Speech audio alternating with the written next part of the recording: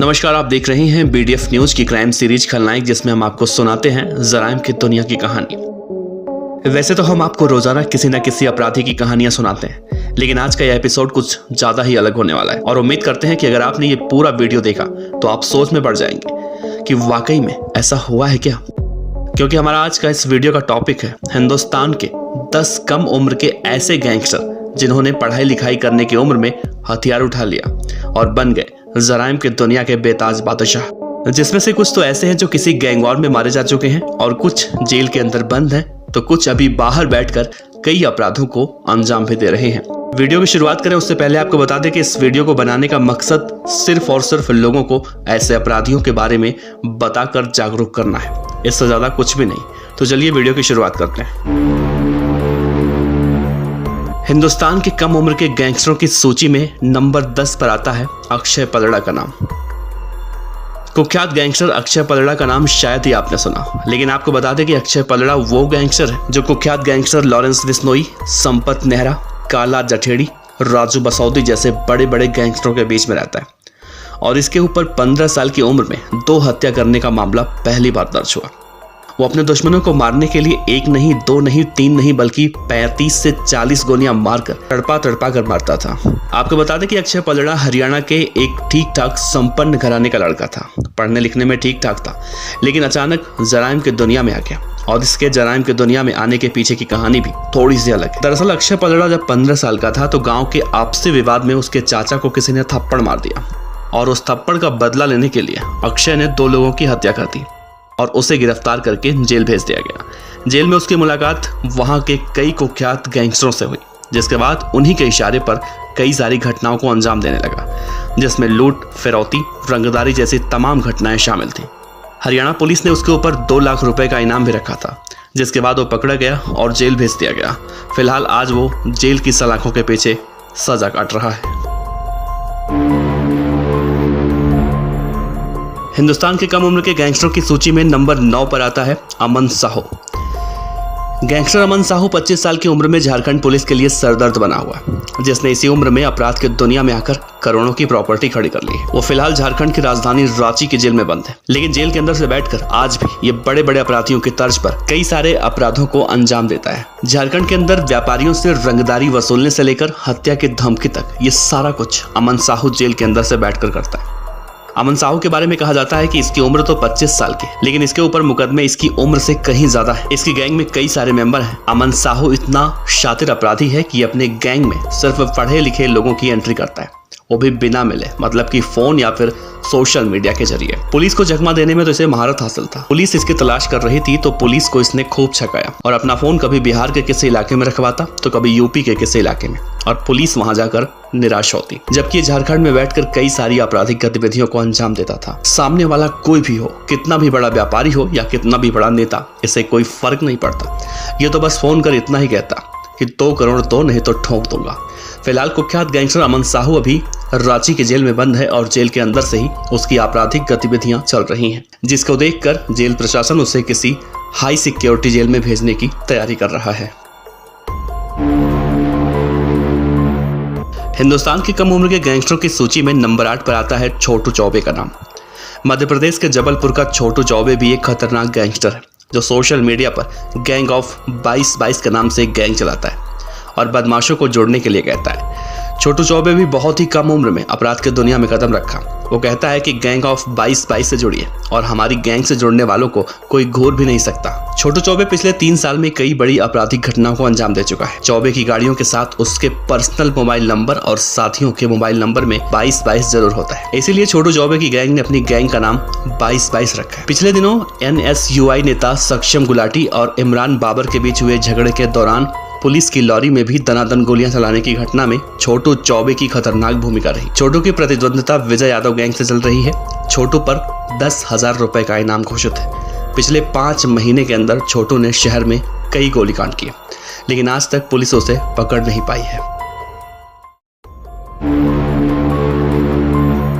हिंदुस्तान के कम उम्र के गैंगस्टरों की सूची में नंबर 7 पर आता है उज्जैन का हेमंत वाडिया उर्फ बौखला। हेमंत वाडिया उर्फ बौखला बदमाश, जो कि मध्य प्रदेश के उज्जैन जिले के मोस्ट वांटेड गैंगस्टर दुर्लभ कश्यप का शागिर्द है, जो अभी जेल की सलाखों के पीछे सजा काट रहा है। हेमंत वाडिया भी बहुत कम उम्र में अपराध की दुनिया में कदम रख दिया और धीरे धीरे उसने एक एक कर कई सारे अपराधों को अंजाम दिया, जिसमें हत्या, लूट, धमकी जैसे संगीन आरोप हैं। हेमंत वाडिया उर्फ बौखला बदमाश के ऊपर कई बार जिला बदर भी लगाया जा चुका है। उज्जैन के पूर्व एसपी सचिन अतुल्यकर द्वारा चलाए गए ऑपरेशन पवित्र में हेमंत वाडिया बौखला काफी डर गया था। उसे अपने एनकाउंटर का डर सताने लगा था, जिसके बाद उसने खुद को कोर्ट में सरेंडर कर दिया और तब से लेकर आज तक वो जेल के अंदर सजा काट रहा है।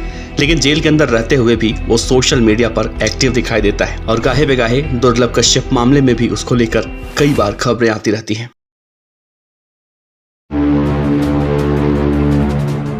हिंदुस्तान की कम उम्र के गैंगस्टरों की सूची में नंबर 6 पर आता है राजस्थान का सुखा गुर्जर। गैंगस्टर सुखा गुर्जर की अभी पिछले महीने यानी कि अक्टूबर 2021 में पुलिस एनकाउंटर में मौत हुई, लेकिन जब तक वो जिंदा रहा कई सारे अपराधों को अंजाम देता रहा। सुखा गुर्जर भी बहुत कम उम्र का था, लेकिन पढ़ाई लिखाई करते करते उसका मन अचानक जराइम की दुनिया में जाने का हो गया और उसने पंजाब के कुख्यात गैंगस्टर सुखा कहलों की तरह बड़ा गैंगस्टर बनने की ठान ली और इन सब में उसने सहारा लिया सोशल मीडिया का। सोशल मीडिया पर वो लगातार हथियारों के साथ पोस्ट करता, लोगों को धमकी देना, रंगदारी मांगना उसका मुख्य काम बन चुका था।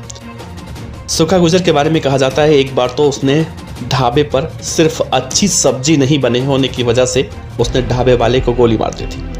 शराब के ठेकेदारों से हफ्ता वसूली का काम भी किया करता था और इससे भी बड़ी बात यह है कि पुलिस जब उसे कई मामलों में खोज रही थी तो सोशल मीडिया का सहारा लेकर अपनी तस्वीरें पोस्ट किया करता हथियारों के साथ और लोकेशन भी सोशल मीडिया पर डालता। इन सब के बावजूद भी पुलिस उस तक नहीं पहुंच पाती, लेकिन कहते हैं कि अपराधी कितना भी चालाक क्यों ना हो, एक न एक दिन पकड़ा ही जाता है। और अक्टूबर 2021 को पुलिस को उसके लोकेशन की सूचना मिली। पुलिस ने दबिश देकर उसे पकड़ने की कोशिश की तो गन्ने के खेत में घुस गया, जहां पर पुलिस ने एनकाउंटर में उसे मार गिराया और बड़ा बदमाश बनने का सपना देखने वाला सुखा गुर्जर इस दुनिया से रुखसत हो गया।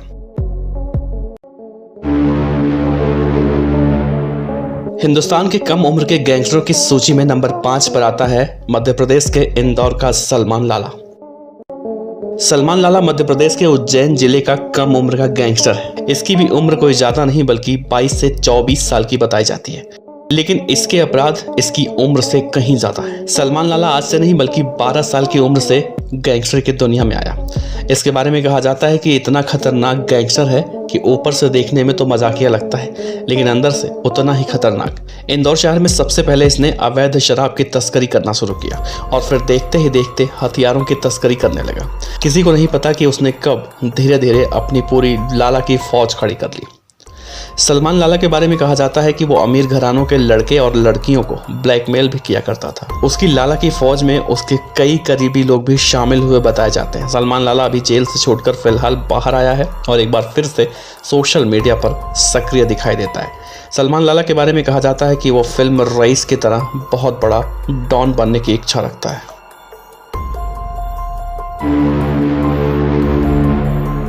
हिंदुस्तान की कम उम्र के गैंगस्टरों की सूची में नंबर 4 पर आता है पंजाब का गैंगस्टर देवेंद्र बम्बिहा। पंजाब का कुख्यात गैंगस्टर देवेंद्र बम्बिहा वैसे तो अब इस दुनिया में नहीं है, लेकिन वो जब तक जिया उसने अपराध करने के मामले में सबको पीछे छोड़ दिया था। देवेंद्र बम्बिहा 18 साल की उम्र में जराइम की दुनिया में कदम रखा। कहा जाता है कि देवेंद्र बम्बिहा ने अपराध की दुनिया में अपने मन से कदम नहीं रखा, बल्कि उसके साथ कुछ ऐसा हुआ था कि उसे जराइम की दुनिया में आना पड़ा। कहा जाता है कि जब देवेंद्र बम्बिहा पढ़ाई कर रहा था तब किसी मर्डर केस में झूठे मामले में उसका नाम आ गया और उसे जेल हो गई। उसके बाद उसने बुराई का रास्ता चुना और देखते ही देखते बहुत ही कम समय में अपराध की दुनिया का बड़ा नाम बन गया। घर का इकलौता लड़का था। घर में माँ बाप 2 बहनों का इकलौता भाई था। देवेंद्र बम्बिहा पंजाब के मोस्ट हैंडसम गैंगस्टर सुखा कहलों की तरह कहा जाता है। पंजाब के अंदर अगर खतरनाक शूटरों की गिनती की जाएगी तो इसका नाम टॉप 10 में होगा। देवेंद्र बम्बिहा इतना खतरनाक शार्प शूटर था कि वो जब तक जिंदा था किसी भी गैंग से हाथ नहीं मिलाया। किसी को भी खत्म करने में उसे 1 सेकंड से भी कम का वक्त लगता था।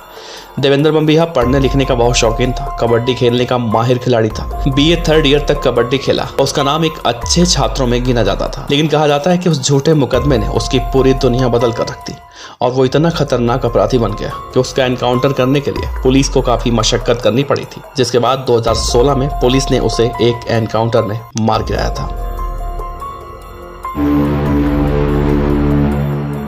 हिंदुस्तान के कम उम्र के गैंगस्टरों की सूची में नंबर 3 पर आता है पंजाब का कुख्यात गैंगस्टर सुखा कहलों। महज 16 साल की उम्र में जराइम की दुनिया में आने वाला गैंगस्टर सुखा कहलों भी अब इस दुनिया में नहीं है। 2015 में उसके विरोधी गैंगस्टरों ने उसे पुलिस की कस्टडी में करीब 60 गोलियां मारकर मौत के घाट उतार दिया था। लेकिन सुखा कहलों के बारे में कहा जाता है कि आज भी पूरे पंजाब में गैंगस्टरी की दुनिया में उसी का सिक्का चलता है। जब भी सुखा कहलों का नाम सामने आता है तो लोग बहुत ही शिद्दत से उसे याद करते हैं। सुखा कहलों एक संपन्न परिवार में पैदा हुआ था। माता पिता अमेरिका में रहते थे और वो पंजाब के कहलों गांव में अपनी मौसी के साथ रहा करता था। सुखा कहलों जब बहुत छोटा था तो गांव में हुए 2 गुटों के बीच मारपीट में उसका नाम सामने आया।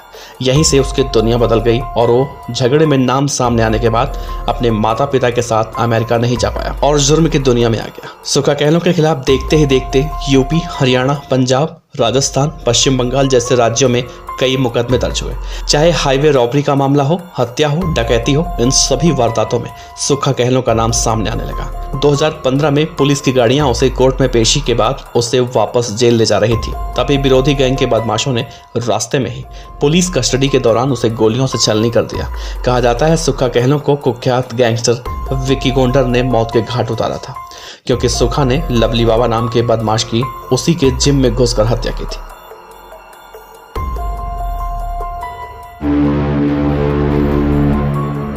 हिंदुस्तान की कम उम्र के गैंगस्टरों की सूची में नंबर 2 पर आता है राजस्थान के ब्यावर शहर का कोलिस राजपूत। कोलिस राजपूत उर्फ पुखराज दादा ये भी इस दुनिया में नहीं है और इसकी भी पिछले ही साल गोली मारकर हत्या कर दी गई थी। कोलिस राजपूत राजस्थान के अजमेर जिले के ब्यावर शहर का रहने वाला था और बहुत ही कम उम्र में अपराध की दुनिया का बड़ा नाम बन चुका था। कोलिस राजपूत ने राजस्थान में बिच्छू गैंग के नाम से अपनी गैंग बनाई थी, जो राजस्थान में कई तरह के अपराधों को अंजाम भी दिया करती थी, जिसमें हाईवे पर गाड़ियों को लूटना, धमकी देने जैसी बड़ी बड़ी अपराधों को अंजाम दिया करता था। कोलिस राजपूत भी 18 साल की उम्र में जराइम की दुनिया में आया और देखते ही देखते बड़ी बड़ी वारदातें करने लगा। कोलिस के ऊपर कुल 36 संगीन मामले दर्ज थे। कोलिस जब छोटा था तो उसके माँ बाप का साया उसके सर से उठ गया था और जिंदगी जीने की जद्दोजहद ने उसे खलनायक बना दिया। लेकिन गैंगस्टर बनने से पहले कोलिस एक सरकारी नौकरी करना चाहता था, लेकिन कोई रोक टोक नहीं होने की वजह से वो अपने रास्ते से भटक गया और जुर्म की दुनिया में आ गया। और ऐसे लोगों के साथ उसका उठना बैठना शुरू हो गया जो लोग उसे जुर्म के रास्ते पर ले गए। कोलिस राजपूत जब 12वीं की पढ़ाई कर रहा था तो उसे अचानक राजनीति का भूत सवार हो गया। लेकिन राजनीति में जाना इतना आसान नहीं होता, तो उसने शुरू कर दिया अवैध शराब की तस्करी और फिर एक एक कर उसने कई सारे संगीन अपराधों को अंजाम दिया और 22 साल की उम्र में उसकी भी हत्या कर दी गई। कोलिस राजपूत की जब हत्या हुई थी तो पूरा ब्यावर शहर उसके अंतिम संस्कार में इकट्ठा हुआ था।